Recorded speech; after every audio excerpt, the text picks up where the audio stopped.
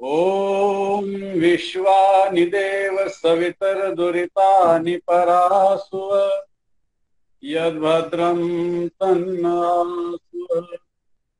ओम स्वस्ति मात्रौ त पितॄणस्तु स्वस्ति गोभ्यो जगते पुरुषेभ्यः विश्वं सुभूतं सुविदत्रं नस्तु योगेव दृश्येन सूर्यम्। ओम शांति शांति शांति। सर्वांना सादर नमस्ते। आज मी सीमंतोनयन संस्कार आणि जातकर्म संस्कार घेऊन आपल्या समोर उपस्थित आहे। सीमंतोनयन संस्कार हा या संस्कार विधी मधला तिसरा संस्कार आहे। कृपया आपल्याजवळ पुस्तकं असतील तर आपण हा संस्कार जो आहे तो उघडून ठेवावा, म्हणजे विषय समजून घ्यायला सोयीचं जाईल। सीमंतोनयन संस्कार म्हणजे ज्याला चोळीचा कार्यक्रम किंवा डोहाळ जेवणाचा कार्यक्रम म्हणतो, त्याला शास्त्रीय भाषेमध्ये सीमंतोनयन असं म्हणतात। डोहाळ जेवण किंवा चोळीच्या कार्यक्रमाची जी धार्मिक विधी आहे ती विधी कशी करावी, का करावी, याच्याविषयी थोडीशी चर्चा आपण इथे करणार आहोत, समजून घेणार आहोत। हा जो विधी आहे, आता शास्त्रामध्ये बऱ्याच विद्वानांची वेगवेगळी मतं आहेत, पण कुठल्या महिन्यामध्ये सीमंतोनयन संस्कार करावा, तर काही जणांनी चौथ्या, 6व्या आणि 8व्या महिन्यात हा विधी करावा असं लिहिलेलं आहे। काही ठिकाणी 6व्या आणि 8व्या महिन्यात करावं असं लिहिलंय, काही जणांनी 7व्या 8व्या महिन्यात करावं असं लिहिलेलं आहे। आणि बऱ्याच वेळेला लोक जे अनुकूल वेळ आहे त्या दिवशी ते करतात, तर इथं 8व्या महिन्यामध्येच हा विधी का करावा, सत्यव्रत सिद्धांतालंकार यांनी थोडंसं विश्लेषण याचं केलेलं आहे की आपण डोहाळ जेवण असं म्हणतो, म्हणजे गर्भवती स्त्रीला डोहाळे लागतात, तर हे डोहाळे 8व्या महिन्यात लागतात असं त्यांचं म्हणणं, आणि म्हणून डोहाळ जेवण असं म्हटलेलं आहे। डोहाळ जेवण म्हणजे डोहाळ हा शब्द जो आहे दूरित शब्दापासून तयार झालेला आहे। दूरधत म्हणजे आता गर्भवती स्त्रीचं स्वतःच एक हृदय आहे आणि बाळाचं एक हृदय आहे।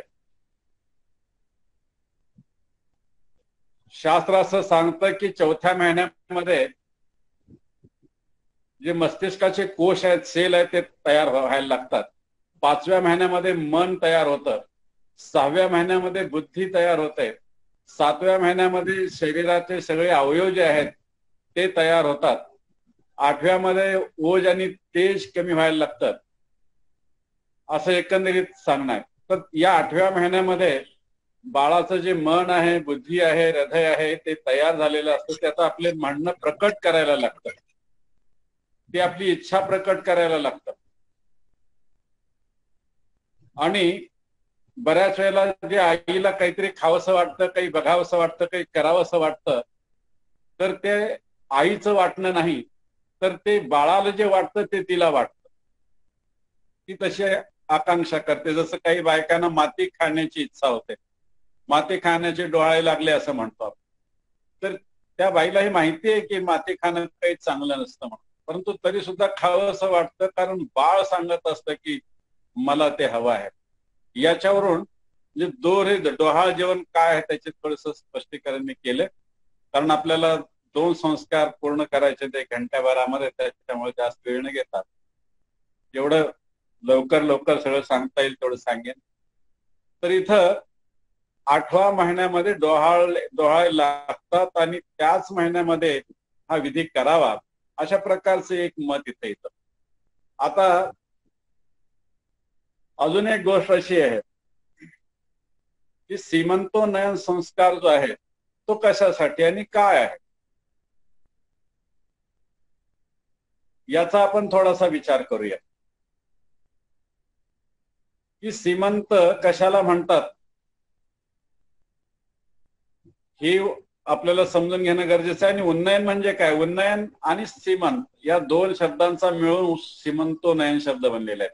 उन्नयन याचा अर्थ होतो उन्नती, विकास. मग कशाचा विकास? तर सीमंतचा विकास. आता सीमंत म्हणजे काय? तर त्याच्यासाठी थोडस समजून घेऊया.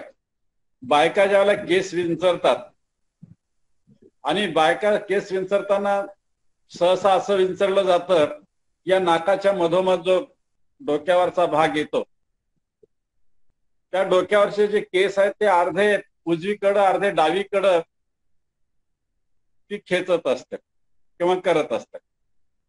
आणि ज्यावेळेला काही उजवीकडं आणि काही डावीकडं ज्यावेळेला केस घेतले जातात त्यावेळेला डोक्यामध्ये एक फट पडते, फट. आणि या फटीमध्ये सहसा बायका सिंदूर भरण्याचं काम करतात, कुंकू घालण्याचं काम करतात, त्या घालत असतात. ते एक सौभाग्याचं लेणं आहे, अलंकार आहे, एक श्रंगार आहे. तर ती जी फट आहे त्यालाही सीमंत म्हणतात. आता त्याचा दुसरा आणखी एक ठिकाणी असं आलेलं आहे की आपली जी खोपडी आहे ती 5 संधीनं बनलेली आहे. 5 जे हाडं आहेत ते हाडं एकमेकाला जोडलेली आहेत आणि त्यालाही सीमंत असं म्हटलेलं. आता याचा विकास म्हणजे काय? तरी आपल्याला त्याची उकल होत नाही. मग त्याची उकल विद्वानांनी अशी केली की ह्या खोपडीच्या खाली आपला मेंदू असतो, ज्ञानाचं केंद्र आहे. ज्या ठिकाणी आपण विचार जिथं उत्पन्न होतात, ज्याला आपण मस्तिष्क म्हणतो, तो खाली आहे, या कवठीच्या खाली, खोपडीच्या खाली आहे. आणि म्हणून याचा अर्थ असा होतो की सीमंतोन्नयन संस्कार म्हणजे मस्तिष्काचा विकास, हा त्याचा अर्थ आहे. आणि या मस्तिष्काच्या विकासासाठी हा सीमंतोन्नयन संस्कार केला जातो. आपण मागच्या वेळेला बघितलं, पुंसवन संस्कारामध्ये बाळाच्या शरीराचा विकास कसा होईल, त्याच्यासाठी काय करावं हे त्या संस्कारामधून सांगितलं गेलं. तर या संस्कारामध्ये बाळाच्या मस्तिष्कासाठी काय करायला हवं, म्हणजे त्याच्या मस्तिष्काचा विकास होईल, तो बुद्धिमान होईल, प्रज्ञावान होईल, मूर्धन्य असा विद्वान होईल, या सगळ्या गोष्टी आहेत. तर यासाठी हा सीमंतोन्नयन संस्कार करायचा आहे किंवा केला जातो. या संस्कारासाठी यज्ञाचं जे काही साहित्य आहे ते तरी आपल्याला सगळ्याला माहितीच आहे, ते सगळं तयार ठेवावं लागतं. याच्यामध्ये फक्त वेगळं काय असेल, काय साहित्य वेगळं लागतं, या संस्कारामध्ये भात शिजवलेला लागतो, ज्या भातामध्ये मीठ नाही असा भात शिजवून तयार ठेवायचा आहे. आणि खिचडी तयार करायची, तांदूळ, तीळ आणि मूग समभागामध्ये घेऊन त्यालाही शिजवायचं. हे सगळं स्वच्छ करून अगदी पवित्रतेनं सगळं हे खिचडी बनवायचे. त्याच्यामध्ये मीठ टाकायचं नाही किंवा काहीही टाकायचं नाही. यानंतर या संस्कारासाठी उंबराचा एखादा ढाळी, उंबराची किंवा उंबराची फळं ही लागतील, फूल, हार वगैरे, ह्या सगळ्या गोष्टी आपल्याला लागतात. हे त्या संस्कारामध्ये फक्त एवढंच थोडंसं वेगळेपण आहे, वेगळ्या गोष्टी लागतात. बाकी यज्ञासाठी जे काही साहित्य लागतं ते लागणारच आहे.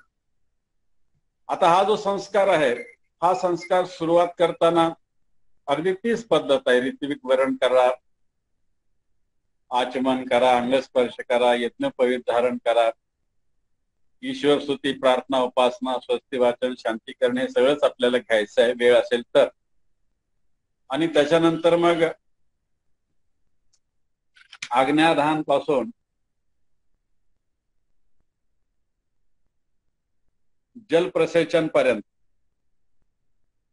हा सगळी जलसिंचन ज्याला म्हणतो आपण, हवनकुंडाभोवती जे जल सोडलं जातं तिथपर्यंत ही विधी करायची आहे. आवाज येतोय ना? हॅलो, आवाज हो येतोय हो, का? येतोय येतोय आवाज. ठीक आहे, काय येतोय. हा. आवाज येतोय, येऊ लागला हा. आवाज. यानंतर जलसेचन झाल्यानंतर मग आघार आवाज्य भागा होती. ओम अग्नय स्वाहा, ओम इंद्राय स्वाहा, ह्या 4 आहुत्या द्यायच्या.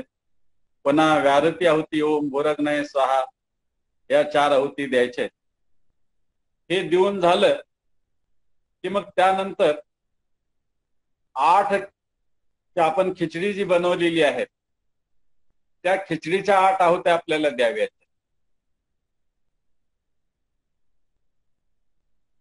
8 मंत्र त्याच्यामध्ये आहेत आणि या मंत्रामधून 8ही मंत्रामधून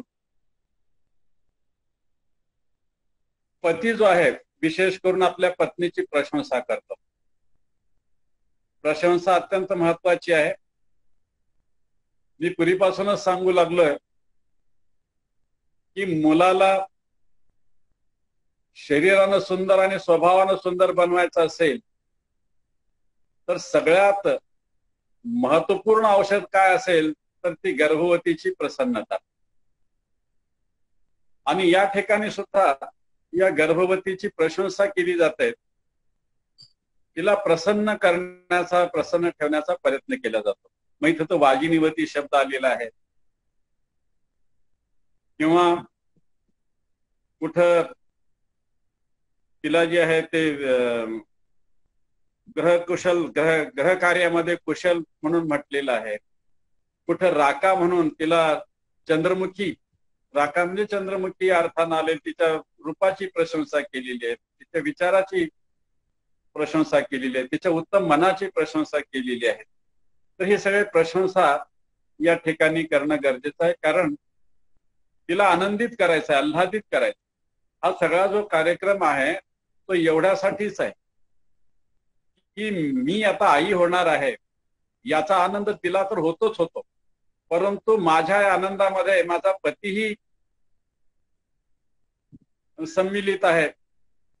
माझ्या या आनंदामध्ये माझ्या सासरची माणसं, माहेरची माणसं हीही आनंदी आहेत आणि माझ्यासाठी काहीतरी असं वेगळं आयोजन करून ते आपला आनंद व्यक्त करतात. हे सुद्धा तिला आल्हादित करून जाणारं असतं, तिच्या हृदयाला पुलकित करून जाणारं असतं आणि तिला सतत प्रसन्न ठेवण्याचा हा एक भाग आहे. हे जे काही संस्कार आहेत, जसं उत्तम बी उत्तम जमिनीत पेरलं म्हणजे काम झालं असं नाहीये. तर शेतकरी जसं अधूनमधून कोळपी किंवा खुरपणी करतो आणि अनावश्यक गवत काढून टाकतो आणि याशिवाय ज्या ज्या वेळेला आवश्यकता आहे त्या त्या वेळेला पाणी आणि खत देतो. पाणी आणि खत दिलं तरच ते पीक उत्तमपणे फोपावतं आणि जास्त फळदार बनतं. तसं ह्या स्त्रीला हे जे संस्कार आहेत, असं समजा की याला आवश्यक त्यावेळेला खत आणि पाणी दिलं जातं. खत आणि पाण्याचं काम हे संस्कार करत असतात. तिला आनंदित ठेवायचं, सतत बॅटरी तिची चार्ज ठेवायची. तिथे कुठं कमी वाटता कामा नये की मी आता आई होणार आहे आणि कोणालाच काही कौतुक नाही असं तिच्या मनाला वाटता कामा नये. बस तिला प्रसन्न ठेवायचं आणि याच्यासाठी हे सगळे कार्यक्रम करावयाचे आहेत. तर इथं ती प्रसन्नता महत्वाची आहे आणि पती या मंत्राच्या माध्यमातून तिला प्रसन्न करीत असतो आणि हेही म्हणतो की हे जे यज्ञ आहे हा यज्ञ सुद्धा हे देवी मी तुझ्यासाठी करतोय, कारण तू गर्भाला जे धारण केलेली आहेस, तू आता मला पुत्ररूपी धन देणार आहेस. या पुत्ररूपी धनानं मी, माझा परिवार, माझे सगळे नातेवाईक प्रसन्न होणार आहेत आणि याच्यासाठी तुला किती कष्ट झेलावे लागतात, किती सहनशील होऊन हे सगळं राहावं लागतं. तर अशा उत्तम संततीला जन्म देणारी तू आहेस आणि याच्यासाठी मी परमात्म्याजवळ प्रार्थना करतो आहे. मी यज्ञाच्या माध्यमातून तुझ्यासाठी आशीर्वाद मागतो आहे, तुझ्यासाठी धैर्याची मागणी करतोय की परमात्मा हिला धैर्य दे. वगैरे वगैरे. आणि याशिवाय परमात्म्याला ही मागणं तो करतो की हे परमात्मा, माझ्या या पत्नीला अशक्त होता कामा नये, तर हिला पुष्टिकारक अन्न जे आहे ते मी देऊ शकेन, जेणेकरून तिच्या शरीरामध्ये शक्ती राहील, बळ राहील. तर ते पदार्थ कमावण्याची मला शक्ती दे, सामर्थ्य दे. मी पुरुषार्थाने हे सगळं कमवेन आणि मी तिला उत्तम उत्तम अन्न देईन, जेणेकरून तिचं आरोग्य उत्तम राहील, तिच्या शरीरामध्ये बळ राहील, अशी कामना या वेद मंत्रामधून व्यक्त केली गेलेली आहे. कारण अशक्त जर स्त्री राहिली तर मुलं सशक्त कधी जन्मणार आणि कशी जन्मणार? म्हणून इथं ती निरोगी आणि सशक्त असणं गरजेचं आहे. तर ह्या 8 मंत्राचा जो आशय आहे तो अशा प्रकारचा आहे. याच्यानंतर या ठिकाणी पत्नी सुद्धा पतीची प्रशंसा करते की तुम्हीही पुरुषार्थी आहात, वीर आहात. मला संततीची इच्छा होती आणि ती इच्छा पुरवण्याचं काम किंवा त्याची पूर्तता तुम्ही केलेली आहात. तुम्हीही सुशील आहात, सुसंस्कारी आहात. आता ब्रह्मचर्याचं पालन तुम्ही सतत करत राहावं आणि ज्या वेळेला दुसऱ्या संततीची इच्छा होते त्यावेळेला मग तुम्ही माझ्याकडे यावं. तोपर्यंत तुम्ही सदाचारी बनून राहावं आणि मला हे अपेक्षित आहे की माझा पती हा सदाचारी असावा, दुराचारी नसावा.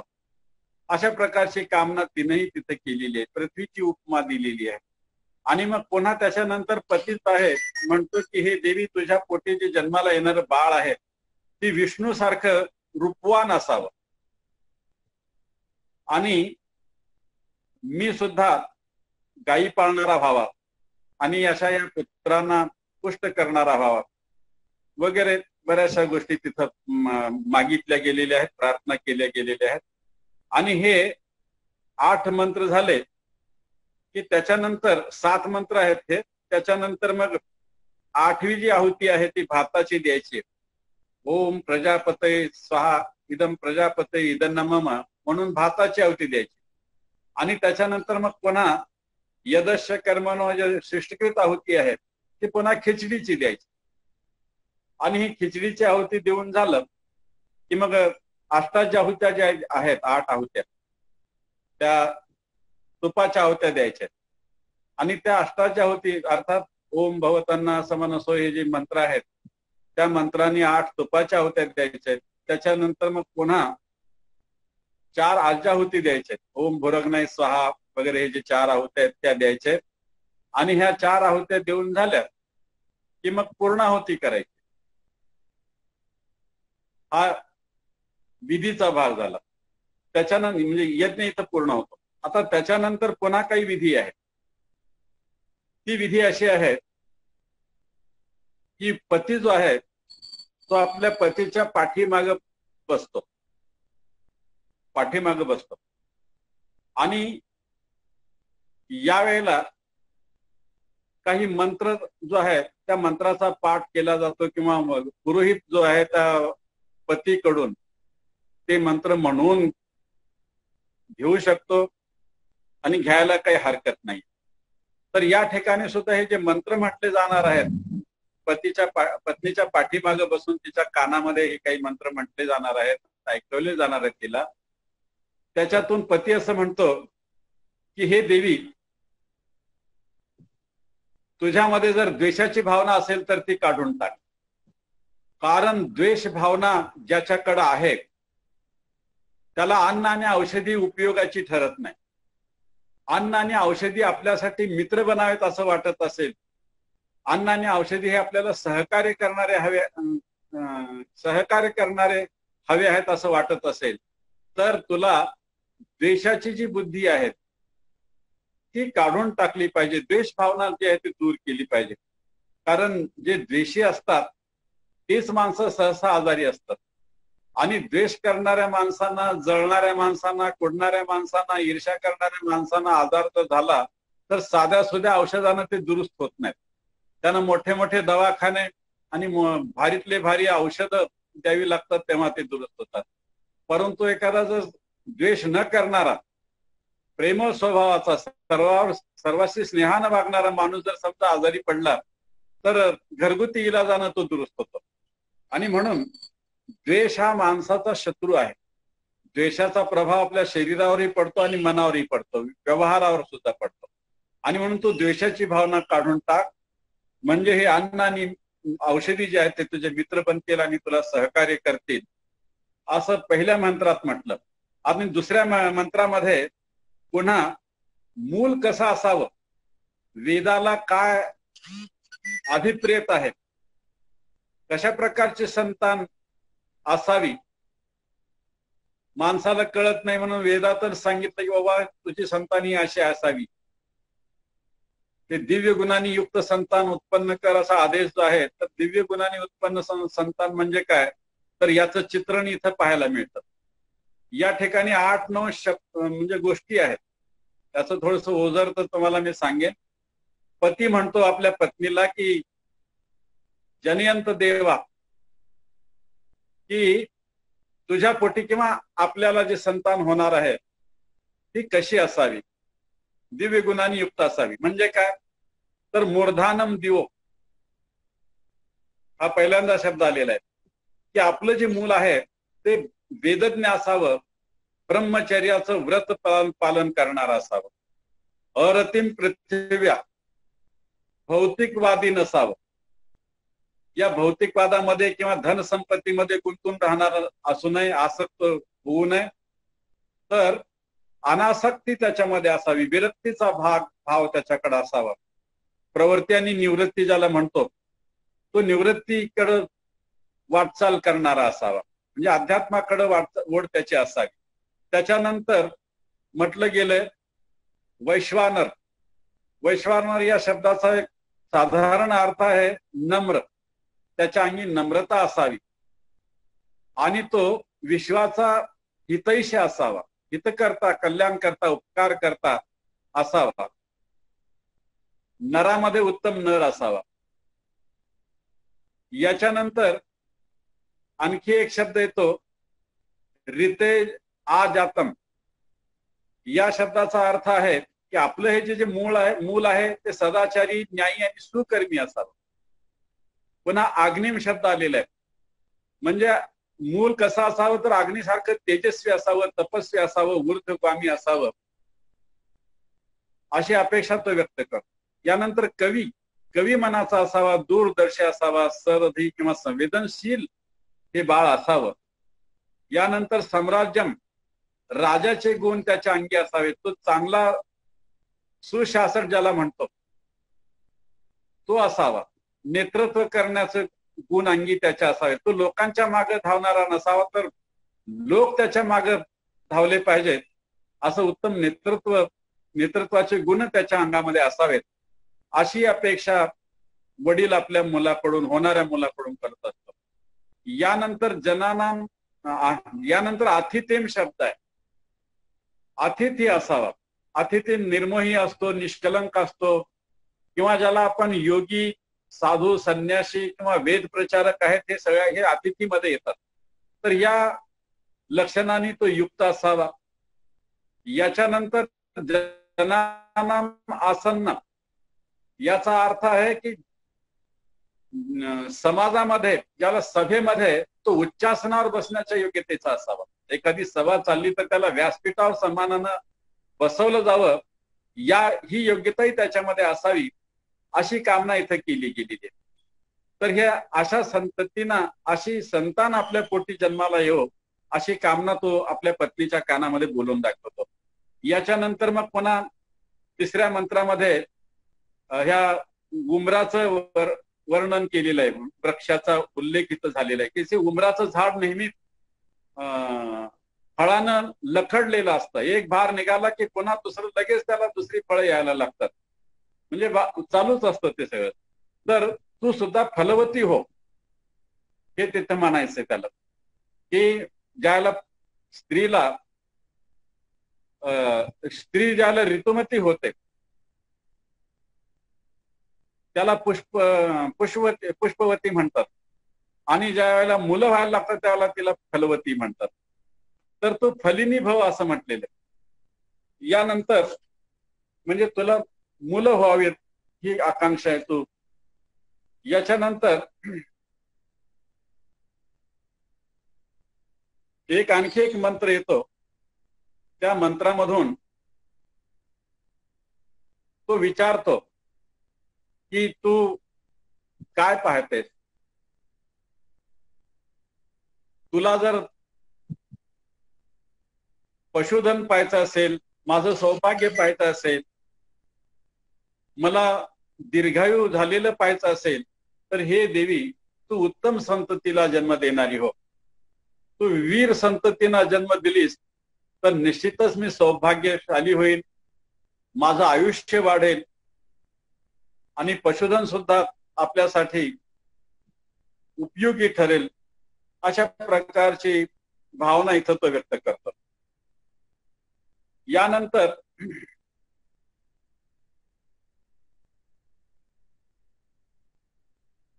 एक सांगायचं राहून गेलं की यानंतर पती जो आहे, पती सुगंधित तेल आपल्या हाताने आपल्या पत्नीच्या केसामध्ये लावतो, केसाला लावतो. हा विधी सुद्धा अत्यंत महत्वाचा आहे. आता हे सुगंधित तेल कसं असावं, तर एक तर आवळा, खोबरे तेल किंवा तिळाचं तेल घ्यावं आणि त्याच्यामध्ये नारंगी किंवा चंदनाचं तेल किंवा दालचिनीचं तेल जे आहे ते योग्य प्रमाणामध्ये मिसळून घ्यावं. हे तेल उत्तम असतं आणि सुगंधितही असतं, नाकालाही बरं वाटतं. आणि अशा सुगंधित तेलाच्या श्वासानं मनाला प्रसन्नता येते. तर इथं पती आपल्या हातानं पत्नीच्या केसामध्ये हे सुगंधित तेल लावतो. आता एकतर तेलाच्या वासानं ती गर्भवती स्त्री आहे ती प्रसन्न होते, आनंदित होते. परंतु पती आपल्या हातानं माझ्या केसाला तेल लावतो, हे सुद्धा काही कमी प्रसन्नता देणारी गोष्ट नाही. स्वतःच्या हातानं आपल्या डोक्याला तेल लावलं तर तेवढं काही कौतुक नाही, नवल नाही. परंतु पतीनं जर आपल्या हातानं पत्नीच्या केसाला जर तेल त्यांनी लावलं तर निश्चितच तिच्या प्रसन्नतेमध्ये भर पडते. हर्षवर्धन ज्याला म्हणतो, तिच्या हर्षामध्ये, आनंदामध्ये वृद्धी व्हायला लागते. आणि तिसरी गोष्ट अशी की या माध्यमातून माझ्या हृदयामध्ये तुझ्याबद्दल किती प्रेम आहे याचं प्रकटीकरण सुद्धा पतीला इथं करता येतं. आणि निश्चितच या पतीच्या प्रेमामध्ये ती सुद्धा भिजून जाते आणि मी सुद्धा तुमचीच आहे, तुम्ही माझे आहात, ही भावना तिच्या मनामध्ये तयार होते. यानंतर उमराचे किंवा अर्जुनाच्या वृक्षाचे त्या लाकडाच्या ज्या फण्या होत्या पूर्वी, त्या फणीनं केस थोडेसे विंचरावायचे, विंचरले जातात ते. आता इथे सगळं काही विंचरत बसायचं, पण केवळ एक नाम मात्र सगळा विधी लोकांना कळण्यासाठी केला जातो. तर ह्या वृक्षाच्या ज्या फण्या आहेत, आमच्या लहानपणी होत्या, त्या फण्यानंच बायका विंचरायच्या. आता त्या उपलब्ध नाहीत, पण त्या फण्यानं जर केस विंचरले तर केस तर स्वच्छ होतातच. केसामधला कोंडा आहे, मळ आहे, घाण आहे, ते सगळे निघून जाते आणि विंचरण्यानं केस व्यवस्थित होतात आणि माणसाच्या सौंदर्यामध्ये भर पडते. याशिवाय वैज्ञानिक कारण असं आहे, त्याच्यामधलं विज्ञान असं आहे की या वृक्षाच्या फण्यानं जर केस विंचरले गेले तर स्त्रीचे केस तर सुंदर आणि निरोगी राहतात, परंतु बाळाचे केस सुद्धा निरोगी आणि सुंदर राहतात.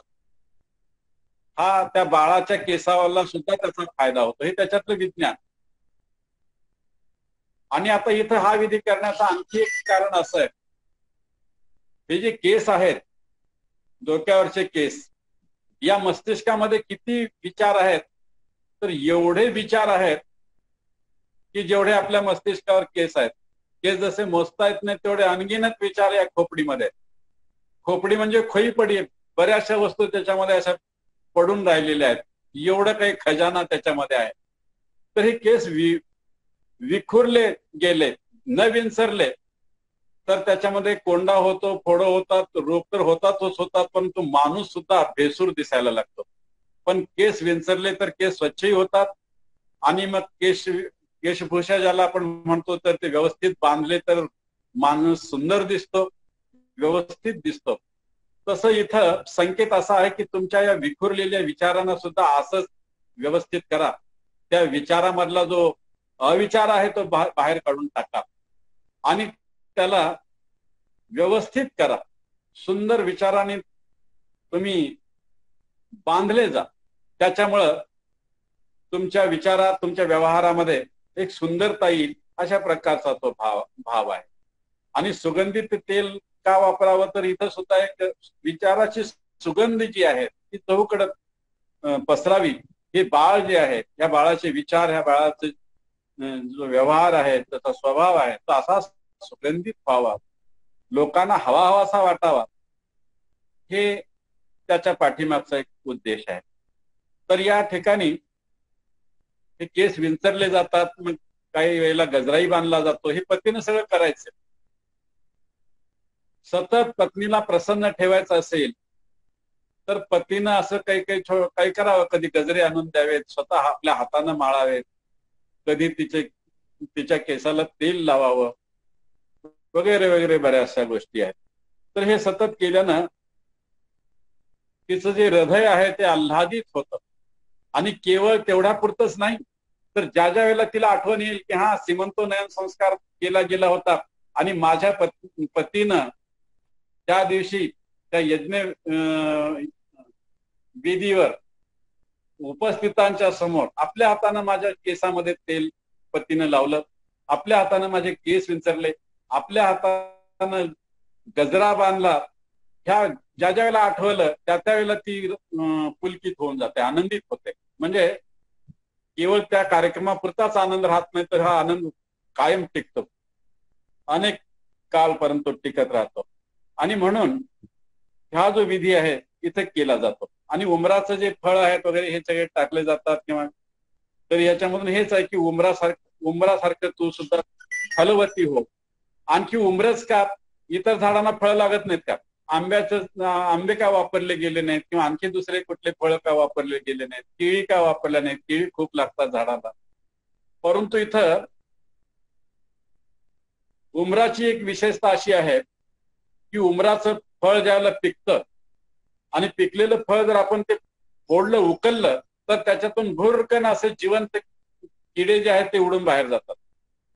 तर इथं या उमराच्या फळातून एक संकेत मिळतो की तुझ्या गर्भामध्ये जे बाळ आकाराला येऊ लागलेलं आहे, आता काही महिन्यानं ते जन्माला येणार आहे, तर ते जिवंत जन्मावं, हाही संकेत त्या उमराच्या फळाचा वापर करण्यामध्ये आहे. तर असा हा विधी आहे. यानंतर मग पुन्हा खिचडी जी आहे ते खिचडीच्या आहुत्या देऊन झाल्यानंतर जी खिचडी उरलेली आहे त्या खिचडीमध्ये त्या गर्भवती स्त्रीनं पाहायचं असतं.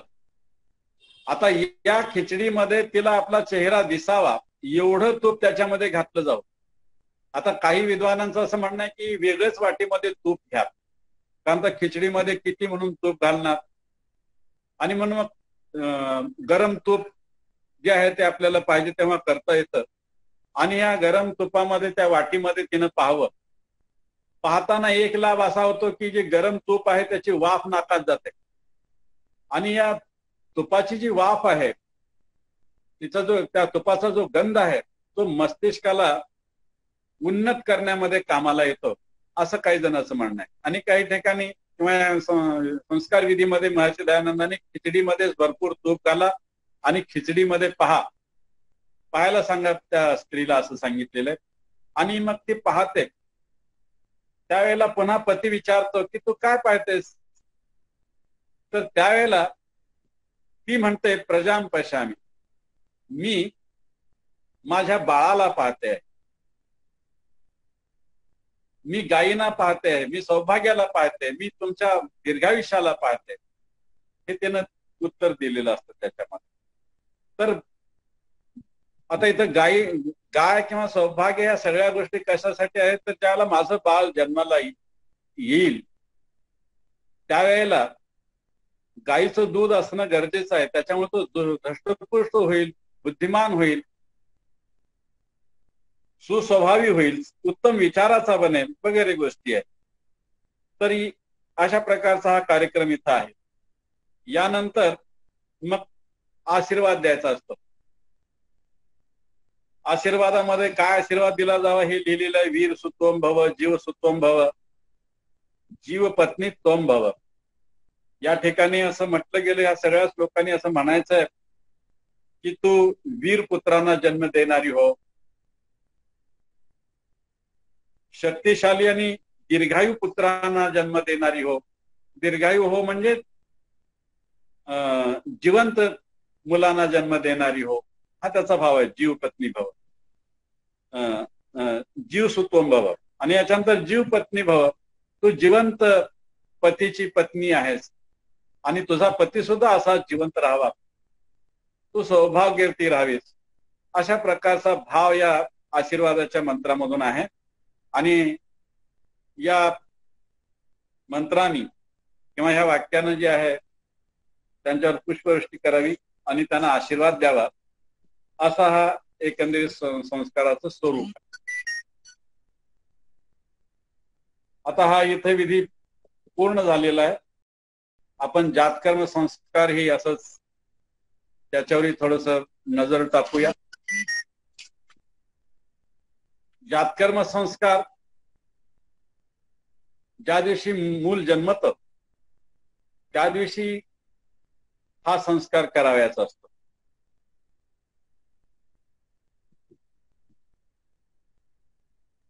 आता आजकाल दवाखान्यामध्ये प्रसूत होऊ लागलेत स्त्रिया, तिथं बाळंतपण होऊ लागलेले आहेत आणि तिथं हा विधी करणं काही शक्य नसतं, तसं अनुकूल वातावरणही नसतं. आता ज्यावेळेला दवाखान्यातून घरी येतील त्यावेळेला करावं. परंतु इथं जो संस्कार विधी लिहिली गेली त्यावेळेला दवाखान्यामध्ये प्रसूतीची काही म्हणजे बाबच नव्हती, गोष्टच नव्हती. सगळे घरीच प्रसूत व्हायचे आणि मग त्या दिवशी हा यज्ञ केला जायचा. आणि या यज्ञाचा उद्देश हा आहे की जी प्रसूता स्त्री आहे तिचं आरोग्यही उत्तम राहावं आणि बाळाचंही आरोग्य उत्तम राहावं, याच्यासाठी हा विधी केला जातो.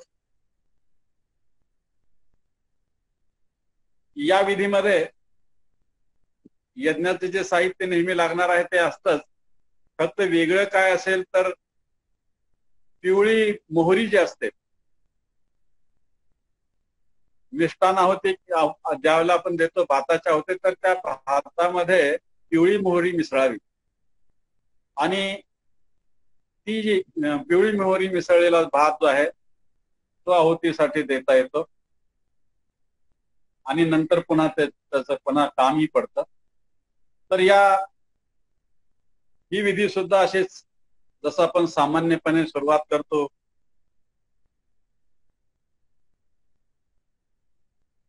आज्ञाधानापासून ते व्यारती आहुत्यापर्यंत आपण सगळ्या आहुत्या द्यायच्या आहेत, अष्टाच्या आहुती करायची आहे. आणि यानंतर या मध्ये 2 विशेष मंत्र आहेत, त्या विशेष मंत्रांनी आहुती द्यायची.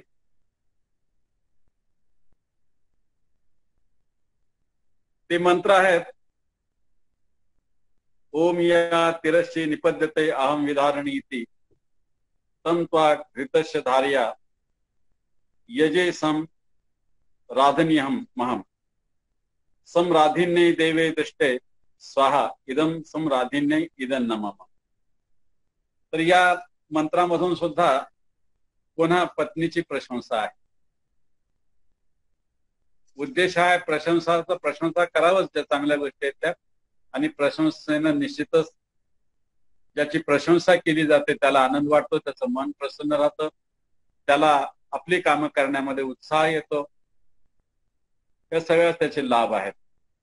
तर या ठिकाणी तो असं म्हणतो की हे देवी, तू वेडं वाकडं वागणारी नाहीस, तर तू कशी आहेस. इथं तिरसचे शब्द आहे बघा. संध्यामध्ये सुद्धा तिरस्तिराजे शब्द आलेले आहेत. तर वेड वाकडं न चालता तू अनुगामिनी बनून राहिलेली आहेस. अगदी माझ्या मनाच्या अनुकूल तू वागतेस आणि माझ्या मनाच्या अनुकूलच तू जे आहे ते गर्भधारण केलेलं आहेस तू. आणि त्याच्यानंतर चांगले कार्य, चांगला विचार करत आज जे आहे तू संततीला, वीर पुत्राला किंवा वीर संतानाला जन्म दिलेला आहेस. आणि त्याच्यामुळे तुझे धन्यवाद. तू मला पुत्रधनाने युक्त केलेली आहेस, माझ्या परिवाराला आनंदित केलेली आहेस. एवढं फार महान असं काम तुझ्याकडून घडलेलं आहे. आणि त्याच्यामुळं मी या यज्ञकुंडामध्ये तुपाच्या आहुत्या देतो आणि त्या परमात्म्यालाही धन्यवाद देतो. हे तुझ्यासाठी आहुती आहे, ही माझ्यासाठी नाही. म्हणजे पत्नीच्या प्रशंसेसाठी मी हा यज्ञ करतो आहे असं तो म्हणतो. तुझी प्रशंसा करण्यासाठी, तुला धन्यवाद देण्यासाठी हा यज्ञ मी आयोजित केलेला आहे. त्याच्यानंतर मग दुसरा मंत्र आहे ओम विपश्चित. हा जो मंत्र आहे त्या मंत्रामध्ये पत्नी उत्तर देते आणि उत्तर देताना ते असं म्हणते की हे जे बाळ आपल्या पोटी जन्माला आलेलं आहे ते पुरुषार्थी बनावं, शूर वीर पराक्रमी बनावं, सुंदर सडोल सशक्त बुद्धिमान तेजस्वी बनावं. आणि याच्यासाठी हे देव तुम्ही माझ्यापासून दूर राहा, अर्थात तुम्ही ब्रह्मचर्याचं पालन करीत राहा. आणि त्याच्यामुळं माझं जे बाळ आहे हे बाळ निश्चितच शरीराने सुंदर आणि स्वभावाने सुंदर होईल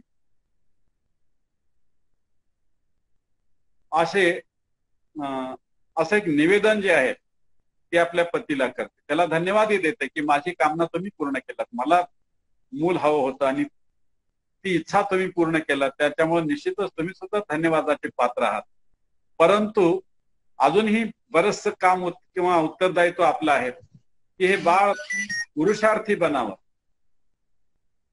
पराक्रमी बनावं, बलवान बनावं, शूरवीर बनावं. याच्यासाठी ब्रह्मचर्याचं पालन करणं हे आवश्यक आहे. याचा संकेतही या मंत्रामधून दिलेला आहे. संस्कारामध्ये तो संकेत होता, इथेही तो संकेत दिलेला आहे. सीमंतोनयन संस्कारामध्ये तो संकेत आहे. तर अशा पद्धतीने हे दोन महत्वाचे मंत्र आहेत. आणि हे मंत्र झाले की त्याच्यानंतर मग पूर्णाहुती करायची. आणि पूर्णाहुती झाली की याच्यामध्ये लिहिलेलं आहे की मग विश्वानी देव सवितर दुरिता आणि परासो हे मंत्र, या मंत्राचा पाठ करा. आणि यानंतर मग आणखी पुढे विधी असा आहे, हा यज्ञ पूर्ण झाला की त्याच्यानंतर या वर आणि वधू किंवा हे पती पत्नीनं आपलं आसन बदलायचं. आता पती जो आहे, पत्नी पूर्वी ज्या ठिकाणी बसली होती त्या आसनावर पतीला बसायचंय. पत्नी जी आहे, जे नवजात शिशु आहे, बाळ आहे, ते बाळ घेऊन पाठीमागे येते आणि उत्तरेकडे डोकं आणि दक्षिणेकडे पाय करून त्या बाळाला आपल्या पतीच्या मांडीवर देते, पतीजवळ देते.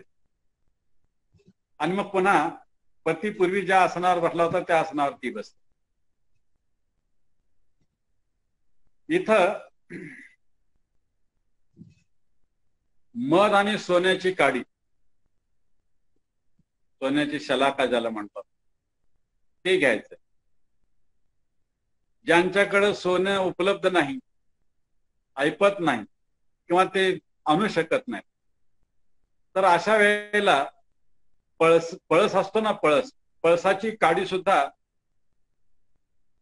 या सोन्याच्या काडीच्या ठिकाणी वापरली जाऊ शकते. आणि त्या पळसाच्या काडी मधामध्ये बुडवून सुद्धा त्या बाळाच्या जिभेवर ओम लिहायला काय हरकत नाही, मध चाटायला हरकत नाही, असं काही वैद्यांचं म्हणणं आहे. कारण पळसामध्ये सुद्धा सोन्याचे गुण आहेत असं त्यांचं म्हणणं आहे. तर या ठिकाणी सोन्याची जी काडी आहे ती मधामध्ये बुडवायची आहे वडिलांनी, आणि त्या मांडीवर घेतलेल्या बाळाच्या जिभेवर ओम लिहायचंय, ओम म्हणायचंय आणि लिहिण्याचा प्रयत्न करायचा. तर ते लहान बाळ आहे, आपण व्यवस्थित ओम लिहू शकू अशी स्थिती नसतेच, परंतु भावना मात्र ही करायची की मी माझ्या बाळाच्या जिभेवर ओम लिहितोय. आणि याच्यानंतर मग कानामध्ये वेदोशी म्हणायचं.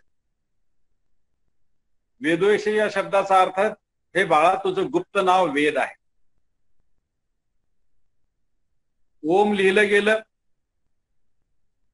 आणि तुझं नाव वेद आहे हे सांगितलं गेलं. म्हणजे वेद आणि ओम या दोन गोष्टी अत्यंत महत्वाच्या आहेत. या दोन गोष्टी वगळल्या तर माणूस माणूस राहत नाही. हा सगळा संस्कार विधी जो आपण पाहतो, संस्कार विधीचा मूळ उद्देशच आहे की माणसाला माणूस बनवायचा, की दिव्य गुणांनी युक्त माणूस बनवायचा, महात्मा बनवायचा आहे, धर्मात्मा बनवायचा आहे. तर त्याच्यासाठी ओमची उपासना आणि वेदाचं स्वाध्याय, वेदाचा अध्ययन या दोन गोष्टी त्या माणसाच्या जीवनामध्ये असल्याच पाहिजेत. या नसतील तर तो कुणीकडे जाईल आणि त्याचं काय होईल काही सांगता येत. आणि म्हणून इथं जन्मल्या जन्मल्याच वडील त्याच्या जिभेवर ओम लिहितात आणि कानामध्ये वेदोसी असं म्हणतात. तू ज्ञानवान सत्ता आहेस किंवा तुझं गुप्त नाव वेद आहे असं म्हणतात. तू ईश्वराचा पुत्र आहेस. आता इथं सोन्याच्या त्या शलाकानं मध चाटवण्याच्या पाठीमागचं वैज्ञानिक कारण असं आहे की गर्भाशयामध्ये असताना त्याच्या नाकात, तोंडात, घशात, छातीत मळ भरलेला असतो, कफ भरलेला असतो आणि ते काढणं आवश्यक असतं. आणि त्याच्यासाठी काही काही लोक एरंडेल तेल बाळाला चाटतात. एरंडेल तेल चाटण्यानं सुद्धा मळ साफ होतो, परंतु एरंडेल तेल चाटण्यानं काही काही वेळेला बाळाच्या आतड्याला नुकसान होण्याची शक्यता असते. परंतु एरंडेल तेल जे काम करतं तेच काम मध ही करतं आणि मधाच्या चाटण्यानं नुकसान काहीच होत नाही आणि लाभ तर होतोच. त्याचा घसा आहे, छाती आहे, नाक आहे, सगळं मोकळं होतं, पोट साफ होतं. आणि याशिवाय मध तर औषधी आहेच आहे आणि त्याच्याबरोबर सोन्याचाही संपर्क आहे. सोनं सुद्धा औषधी आहे. सोनं सुद्धा विष निवृत्तीकारक आहे. सोन्यावर विषाचा काही परिणाम होत नाही. सोनं हे पवित्र आहे आणि विष निवृत्तीकारक आहे. तर सोनं आणि मध या दोघांच्या संयोगाने जे रसायन तयार होतं त्या रसायनाचा लाभ त्या बाळाला होतो आणि मधले जे सगळी घाण आहे ते निघून जाते, तो स्वच्छ होतो मधून. हा त्याचा वैज्ञानिक लाभ आहे. आणि भावनात्मक लाभ काय आहे? भावनात्मक लाभ असा आहे, आता या ठिकाणी ओम लिहिण्याच्या पाठीमागे उद्देश असा आहे की त्या बाळाला तर काही कळत नाही काय केलं जातंय काय नाही, परंतु वडील यज्ञाच्या समोर आणि सगळ्या उपस्थित लोकांच्या समोर बाळाच्या जिभेवर ओम लिहितो, म्हणजे एका अर्थी तो ही प्रतिज्ञा करतो किंवा संकल्प करतो की मी माझ्या बाळाला ईश्वराचा सच्चा आणि अच्छा भक्त बनवेन. माझ्या या बाळाच्या मुखामध्ये नेहमी ओम असेल, ओमचा उच्चारण करणारा, ओमचा जप करणारा हे माझं बाळ असेल. कारण श्रीकृष्णाने म्हटलं बघा की मरताना जे लोक परमात्म्याचं नामस्मरण करत देह सोडतात ते मला येऊन मिळतात, अर्थात परमात्म्याकडे त्याची वाटचाल होते. आणि मरताना ओम कोण म्हणेल? तोच म्हणू शकतो ज्याची सुरुवात ओम नाही. म्हणजे जन्मल्या जन्मल्या त्याच्या जिभेवर ओम लिहिलेलं आहे आणि इथून त्याची सुरुवात आहे. आणि सतत त्याच्या जिभेवर ओम असावा, तो आस्तिक बनावा, ईश्वराचा भक्त बनावा, याच्यासाठी बरेचसे संस्कार पुढे आलेले आहेत. लक्ष्य काय की हे जे बाळ आहे ते आस्तिक बनावं, परमात्म्याचा उत्तम भक्त बनावं. आणि ही जिम्मेदारी या वडिलाला कमीत कमी 7-8 वर्ष तरी घ्यावी लागते. तसे संस्कार त्याला द्यावे लागतात. याच्यानंतर दुसरं असं की मधानं जे चाटवलेलं आहे, तर मध वाचम वदामी मधुमत असं म्हटलेलं आहे. ही माणसाची जी वाणी आहे ते मधासारखी गोड व्हावी, मधाळ व्हावी असं म्हटलं. तर या माझ्या बाळाची वाणी सुद्धा मधाळ व्हावी. याच्या मुखातून जे काही निघतं ते सगळे वेदवाक्य असावेत, लोकांच्या हिताचे वाक्य असावेत, कल्याणाचे वाक्य असावेत, असा मधुर बोलणारा हा व्हावा, ही कामना आहे. आणि जो माणूस गोड बोलतो त्याला कोणी जगात शत्रूही राहत नाही, सगळे मित्र बनतात, शत्रू सुद्धा मित्र बनतात. त्याला जग जे आहे ते थोडं बनतं, जग जिंकतो तो माणूस गोड बोलणारा. लक्ष्मी कुठं असते तर शास्त्र सांगतं की ज्याच्या जिभेवर गोडवा आहे, जिभेत, तिथं लक्ष्मी आहे. तर अनेक गोष्टी आहेत, गोड बोलण्याचे अनेक लाभ आहेत. तर माझं जे बाळ आहे हे मधासारखं गोड बोलणारं असावं, ही भावना या मध चाटण्यामध्ये पित्याची आहे. आता बरं एवढं केलं म्हणजे झालं का काम? आता आणखी एक दुसरी गोष्ट सांगतो की आई वडिलांनी ठेका घेतला की आम्ही याला ईश्वर भक्त बनवू, तो ओमचा जप करेल, ओमचं नामस्मरण करेल, वेद वाचेल, वेद ऐकेल वगैरे वगैरे. तर इथं त्याला हे 5-7 वर्ष तर द्यायचे. 5-7 वर्षापर्यंत बाळाला आपण जे काही सांगू, जे काही शिकवू, जे काही दाखवू, त्या सगळ्याचा फार चांगला भरभक्कम असा जो आहे संस्कार घडतो. जे काही 7 वर्षामध्ये बाळ शिकतं ते उभ्या आयुष्यात कामाला येतं. जसं 1ली, 2री, 3री मध्ये मुलं 1, 2, 3, 4 शिकतात, पहाडे शिकतात, आणि ते शिकलेलं 1ली मध्ये शिकलेलं मग MA शिका आणि कुठेही शिका, त्याला ते जन्मभर कामाला येतं. जर तुम्ही हे जर उजळणी म्हणा, वजाबाकी, बेरीज, भागाकार, गुणाकार हे काही जर नाही शिकलात तर तुमचा व्यवहारच चालत नाही जन्मात. म्हणून ही मुख्य गोष्ट आहे की इथं 7 वर्षात तुम्ही जे काही त्याच्यावर संस्कार घालणार आहात, ज्या विचाराचं त्याला बनवणार आहात, ते विचारच त्याचे जन्मभर कायम होतात, ती शिदुरी म्हणून कामाला येतात. तर या ठिकाणी आणखी एक दुसरा परिणाम काय होतो ते मी सांगेन की ज्या वेळेला हे बाळ मोठं होतं, मोठं झाल्यानंतर ज्यावेळेला दुसऱ्या बाळाचं किंवा आणखी कोणाचं तरी नाम हा विधी ज्यावेळेला होतो, जातकर्म संस्कार होतो, त्या जातकर्म संस्कार पाहत असताना त्याला आपला जातकर्म आठवतो की मी ज्यावेळेला जन्मलो होतो त्यावेळेला सुद्धा माझ्या आई वडिलांनी, आजी आजोबांनी किंवा घरच्या सगळ्या लोकांनी जातकर्म विधी केला होता. मग माझ्या वडिलांनी माझ्या जिभेवर ओम लिहिलं होतं, माझ्या कानात वेदोशी म्हटलं होतं. तर मग मला आता समजू लागले, त्यावेळेला मला समजत नव्हतं, आता समजू लागले. तर ज्या भावनेने माझ्या वडिलांनी माझ्या जिभेवर ओम लिहिलं होतं, ज्या भावनेने माझ्या कानामध्ये वेदोशी म्हणून मंत्र म्हटला होता, आता त्यांची जी भावना आहे ती पूर्ण करणं ही माझी जिम्मेदारी आहे. आता मला परमात्म्याचा सच्चा भक्त व्हायला हवं, मला वेदाचा वेदज्ञ व्हायला हवा, अशा प्रकारची एक भावना त्याच्यामध्ये निर्माण होऊ शकते. आणि मग आई वडिलाच्या ज्या आकांक्षा आहेत, अपेक्षा आहेत, ते पूर्ण करण्यासाठी तो प्रेरित होतो, त्याला ती प्रेरणा मिळू शकते. हे एकंदरीत त्याच्यामधला म्हणजे विज्ञानाचा भाग आहे. आता यानंतर मग पुन्हा 5-6 मंत्र आहेत. त्या एकेका मंत्राने एक थेंब किंवा ज्या त्या सोन्याच्या शलाकाला जेवढं काही मध लागलंय ते मध जे आहे ते बाळाला ताटवायचंय. आणि हे जे मंत्र आहेत सोपे आहेत, ते वडिलाला म्हणून घेऊन वडिलाला म्हणायला लावायचं आणि ताटायला सुद्धा लावायचंय. आणि हे झाल्यानंतर 6 मंत्रांनी 6 वेळेला मध चाटवल्यानंतर मग इदम आज्यम, इदम अन्नम, इदम अमृतम असा हा मंत्र म्हणायचा आहे. आणि इथं लिहिलंय पुस्तकामध्ये,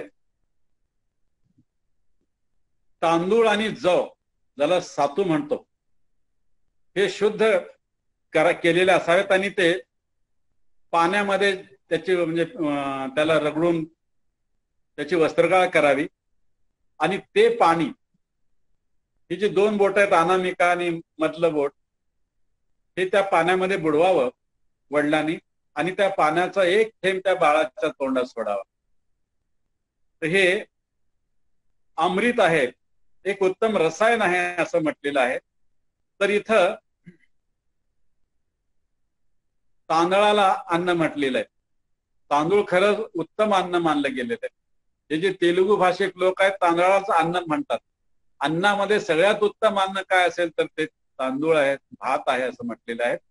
आणि हे बलवर्धक आणि वीर्यवर्धक मानलं गेलेलं आहे, बुद्धिवर्धक मानलं गेलेलं आहे. तर हे तिथं त्या बाळाला एक थेंबर ते पाणी जे आहे ते द्यायचं आहे. याच्यानंतर बाळाच्या कानामध्ये वडील जो आहे उजव्या कानामध्ये एकदा आणि डाव्या कानामध्ये एकदा मंत्र म्हणतो, ते मंत्र सुद्धा म्हणून घ्यायचे. तर त्या मंत्राचा आशय सुद्धा असाच आहे, म्हणजे अग्नी, सोम, ब्रह्मा, देव, ऋषी, पितर, यज्ञ, समुद्र ह्या सगळ्यांनाच आव्हान केलेलं आहे आणि ह्या सगळ्यांचंच आयुष्य तुला मिळावं, तुला प्राप्त व्हावं. हे स्वतः दीर्घायुषी आहेत आणि ह्या देवता तुलाही दीर्घायुषी बनवून अशा प्रकारची कामना आहे. जसं आता समुद्राचं उदाहरण घेऊया. जोपर्यंत नद्या प्रवाहित आहेत तोपर्यंत समुद्र दीर्घायुषी आहे. नद्या जर आटल्या गेल्या, त्या प्रवाहित होईनाशा झाल्या, तर मग समुद्राचं काही खरं नाही. तसं यज्ञ सुद्धा आहेत, दक्षिणेनं यज्ञ जिवंत राहतो असं म्हटलेलं आहे. तर अशा अनेक गोष्टी आहेत. तर ह्या कशानं कोण दीर्घायुषी बनतं याचं वर्णन ह्या 9 मंत्रामध्ये केलं गेलेलं आहे. तर हे 9 मंत्र म्हणावेत. एकदा 9 मंत्र उजव्या कानात आणि एकदा 9 मंत्र डाव्या कानामध्ये म्हणावेत. आणि यानंतर मग त्या बाळाच्या उजव्या खांद्यावर हात ठेवून पित्यानं पुन्हा 2 मंत्र म्हणावायचे, 2-3 मंत्र म्हणावायचे. ओम इंद्रश्रेष्ठानी द्रविणानी धेई हा जो मंत्र आहे, या मंत्राचा आशयच आहे, तो असं म्हणतो की हे बाळा, परमात्म्याच्या कृपेने तुला उत्तम कोटीचं ज्ञान, बल, तेज प्राप्त व्हावं. तू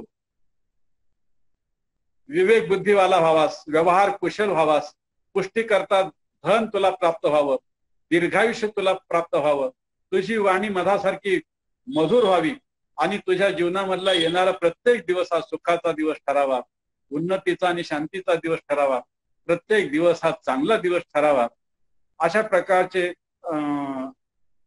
एक आशीर्वचन म्हणा, एक शुभकामना म्हणा तो व्यक्त करतो.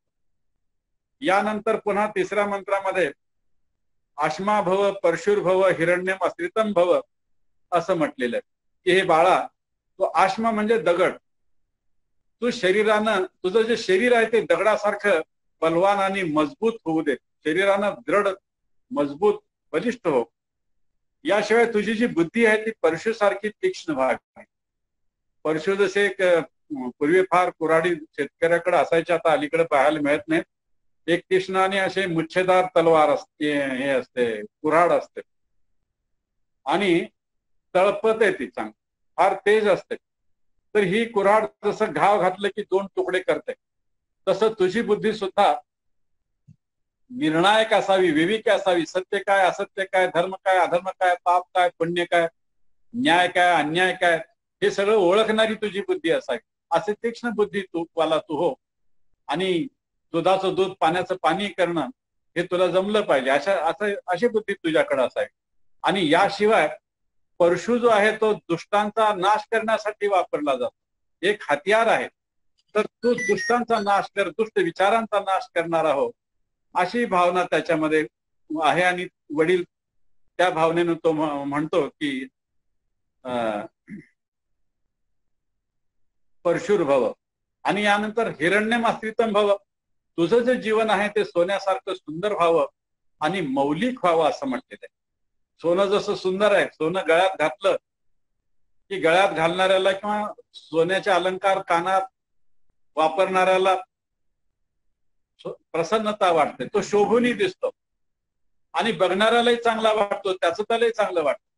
तसं तुझं जीवन जे आहे ते सोन्यासारखं सुंदर होऊ दे, चमकदार होऊ दे. आणि याचबरोबर सोनं जसं महाग असतं, मूल्यवान असतं, तसं तुझ्या जीवनाला सुद्धा मूल्य येऊ दे. निरर्थक जीवन तू जगणारा होऊ नकोस, तर मूल्यवान बन, मौलिक बन. समाजामध्ये तुला महत्व प्राप्त झालं पाहिजे, तू लोकप्रिय झाला पाहिजेस, तू लोकांना आवडलं पाहिजेस, अशा पद्धतीचं तुझं व्यक्तिमत्व असावं, असा आशय या वेद मंत्रामधून व्यक्त केला गेलेला आहे. आणि म्हणूनच मग लहानपणी मुलांना सोन्या, माझ्या सोन्या म्हणून आई म्हणतात, तर सोन्यासारखं बनावं हा मूळ उद्देश आहे. तर इथं शरीरानं मजबूत बनावं, शारीरिक, आत्मिक आणि सामाजिक उन्नती करणं हा जो उद्देश आहे, तो अशा पद्धतीनं बाळाला जर असं आपण बनवलं, निर्माण केलं, तर ही निश्चितच आपला उद्देश जो आहे तो पूर्ण होऊ शकतो.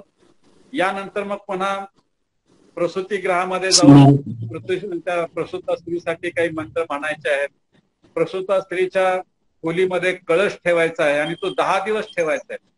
आणि हवन जो करायचा आहे तो प्रसूत स्त्री ज्या खोलीमध्ये आहे त्याच्या दरवाजामध्ये तो हवन करायचा आहे, बरं का, तिथं मध्ये जाता येत नाही. तिथंच 10 दिवस लगातार हवन करायचंय. आणि 10 दिवस पिवळी मोहरी आणि भाताचं जे मिश्रण आहे त्याच्या आहुत्या केल्या जाव्यात. मोहरी जे आहे हे औषधी आहे. मोहरी खास दुरुस्त करणार, खास सुटली तर खास दुरुस्त करते आणि मस्तिष्कामध्ये बसलेला जो कफ आहे त्याला दूर करण्याचं ते काम करते.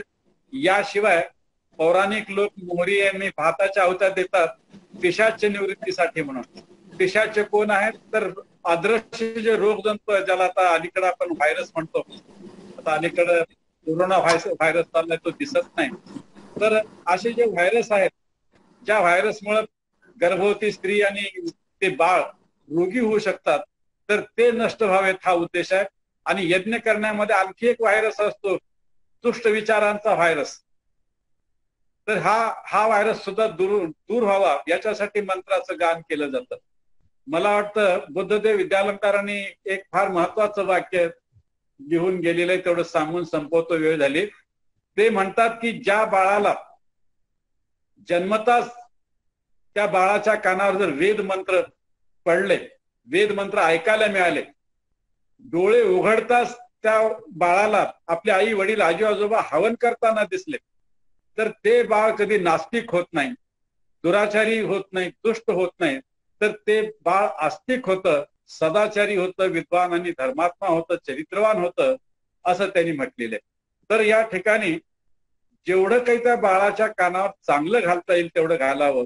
त्या बाळाला जेवढं काही चांगलं दाखवता येईल ते दाखवावे. चुकूनही बाळाच्या कानावर चुकीचे शब्द पडता कामा नयेत.